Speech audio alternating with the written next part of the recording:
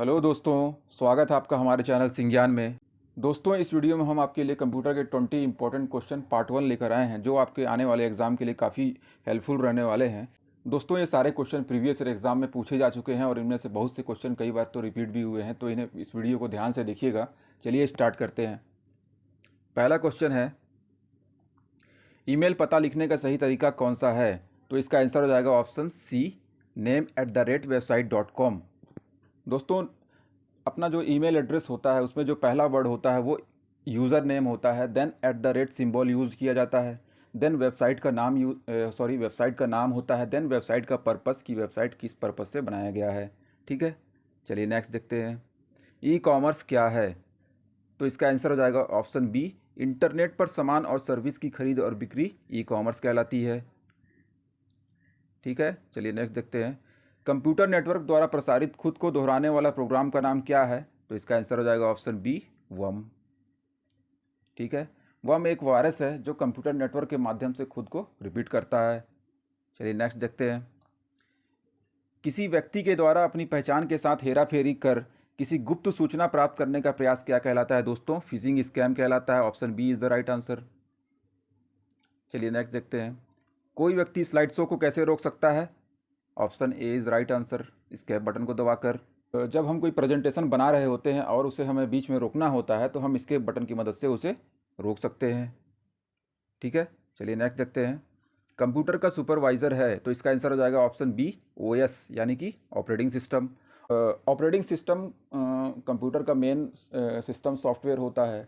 जब कंप्यूटर को इनबिल्ड किया जा रहा होता है उसी समय ऑपरेटिंग सिस्टम कंप्यूटर में इंस्टॉल कर दिया जाता है। ऑपरेटिंग सिस्टम को कंप्यूटर की आत्मा भी कहते हैं। ऑपरेटिंग सिस्टम कंप्यूटर के सारे पार्ट्स को कंट्रोल भी करता है। ठीक है, चलिए नेक्स्ट देखते हैं। निम्न में से कौन सा एक इम्पैक्ट प्रिंटर है? तो इसका आंसर हो जाएगा ऑप्शन डी, उपरोक्त सभी। दोस्तों, Daisy wheel, line printer, dot matrix, ये तीनों इम्पैक्ट प्रिंटर हैं। ठीक है, याद रखिएगा, एग्जाम में क्वेश्चन बनते हैं यहाँ से। चलिए नेक्स्ट देखते हैं। गूगल सर्च इंजन से प्राप्त वेब पेज में आपकी पसंद के शब्द को ढूंढने के लिए आवश्यक कीवर्ड क्या है? दोस्तों, ऑप्शन बी, Ctrl+F। Ctrl+F की मदद से हम अपनी पसंद के कीवर्ड फाइंड कर सकते हैं। ठीक है, चलिए नेक्स्ट देखते हैं। बैंकिंग, रेलवे आदि में कौन सा कंप्यूटर यूज़ होता है? तो इसका आंसर हो जाएगा option C, mainframe computer use होता है। चलिए नेक्स्ट देखते हैं। कंप्यूटर में निम्नलिखित में से कौन सा उत्पाद डाटा प्रसंस्करण से मिलता है? ठीक है दोस्तों, डाटा प्रसंस्करण कहने का मतलब होता है कि डाटा की प्रोसेसिंग होना। ठीक है, और डाटा की जब प्रोसेसिंग हो जाती है तो एक इन्फॉर्मेशन में बदल जाता है। ठीक है, जिसे हिंदी में सूचना कहते हैं, है ना। फॉर एग्जांपल, अगर हमको मान लीजिए 2+3 को ऐड करना है तो 2+3 हम इनपुट देंगे कंप्यूटर को, उसके बाद सीपीयू के अंदर जाएगा, वहाँ प्रोसेसिंग होगा, फिर रिजल्ट हमारे सामने क्या आएगा? 5। तो 5 क्या बन गया? इन्फॉर्मेशन। ठीक है, जिसे हिंदी में सूचना कहते हैं। तो option A is right. Next, CPU का मुख्य काम है। सीपीयू यानी कि दोस्तों सेंट्रल प्रोसेसिंग यूनिट, जिसे कंप्यूटर का ब्रेन कहते हैं। ठीक है, ये कंप्यूटर में जितने भी हम टास्क परफॉर्म करते हैं वो सारे सीपीयू के अंदर ही होते हैं, चाहे वो मैथमेटिकल हो चाहे लॉजिकल हो, जितने भी टास्क परफॉर्म करते हैं वो सीपीयू के अंदर होते हैं। ठीक है, इसके अलावा प्रोग्राम निर्देशों का पालन भी करता है और आंकड़ों और सूचना की प्रक्रिया भी करता है। ठीक है, लेकिन दोस्तों सीपीयू डाटा को स्टोर करके नहीं रखता है, वो स्टोरेज डिवाइस रखती है। तो इसका आंसर क्या हो जाएगा? Option D. ठीक है, चलिए नेक्स्ट देखते हैं। निम्न में से कौन सा आउटपुट उपकरण नहीं है? दोस्तों, आउटपुट डिवाइस और इनपुट डिवाइस एग्जाम के पॉइंट ऑफ व्यू से इंपॉर्टेंट माने जाते हैं। ठीक है, जिस डिवाइस के माध्यम से डाटा कंप्यूटर के अंदर जाती है उसे हम इनपुट डिवाइस कहते हैं, और जिस डिवाइस के माध्यम से डाटा कंप्यूटर से बाहर आती है या शो करती है उसे हम आउटपुट डिवाइस करते हैं। फॉर एग्जांपल, कीबोर्ड और माउस इनपुट डिवाइस हैं जिसके माध्यम से हम डाटा कंप्यूटर के अंदर भेजते हैं, है ना। और मॉनिटर और प्रिंटर आउटपुट डिवाइस हैं। मॉनिटर में डाटा शो करती हुई दिखती है और प्रिंटर से बाहर निकलती है। ठीक है, तो चलिए ऑप्शन देखते हैं। स्कैनर।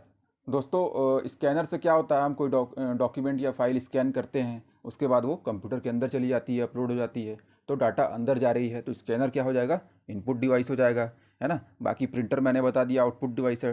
दोस्तों, touch screen as a output as a input दोनों काम करती है। ठीक है, और प्लॉटर भी एक आउटपुट डिवाइस है। चलिए नेक्स्ट देखते हैं।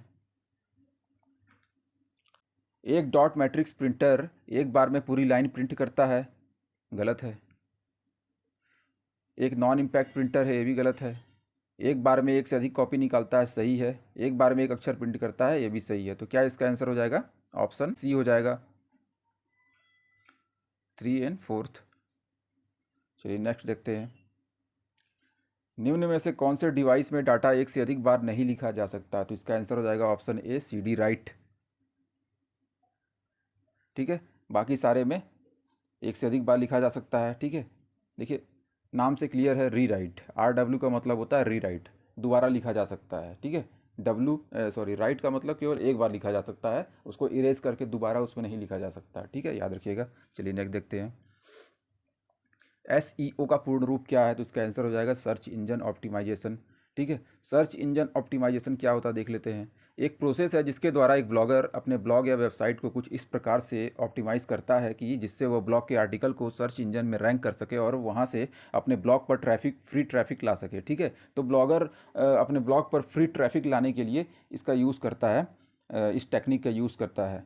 ठीक है, SEO सर्च इंजन ऑप्टिमाइजेशन का यूज़ करता है। याद रखिएगा दोस्तों, इंपॉर्टेंट है। चलिए नेक्स्ट देखते हैं। एक laser printer, most important question. ठीक है,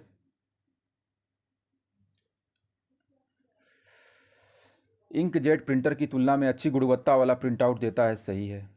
इंकजेट प्रिंटर की तुलना में कम खर्चीला है, गलत है।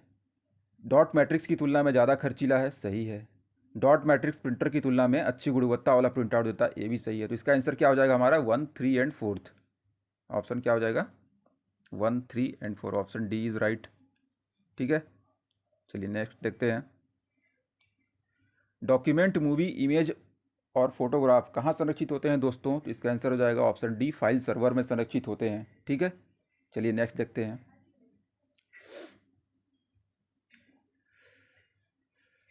निम्न में से कौन सा प्रोटोकॉल ईमेल सर्वर से ईमेल डाउनलोड करने की अनुमति देता है? ठीक है, तो इसका आंसर हो जाएगा ऑप्शन डी, POP3 देता है ना। अब बाकी ऑप्शन को भी देख लेते हैं क्या क्या करते हैं उनका काम। HTTP का मतलब होता है हाइपर टेक्स्ट ट्रांसफ़र प्रोटोकॉल। दोस्तों आप कभी किसी वेबसाइट को ओपन करते हैं, उसमें कुछ ब्लू कलर में लिखा हुआ आपको दिखता है, और उस पर आप अगर आप क्लिक करते हैं तो नेक्स्ट पेज पे मूव कर जाते हैं। ठीक, वही प्रोसेस दोस्तों HTTP की मदद से होता है। ठीक है, HTTP प्रोटोकॉल की मदद से वो प्रोसेस होता है।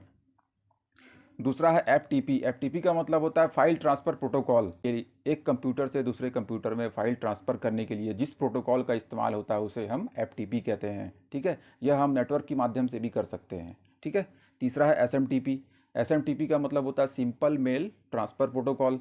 मेल को ट्रांसफ़र करने के लिए जिस प्रोटोकॉल का इस्तेमाल होता है उसे हम SMTP कहते हैं। ठीक है, चलिए नेक्स्ट देखते हैं।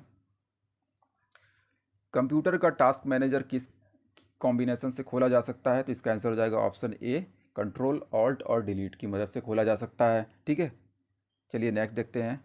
प्रिंटर की गति को नापने के लिए किस यूनिट का प्रयोग किया जाता है? तो इसका आंसर हो जाएगा ऑप्शन सी, PPM यानी कि पेज पर मिनट का यूज़ किया जाता है। ठीक है, ठीक है दोस्तों, तो इस वीडियो में इतना ही रहेगा।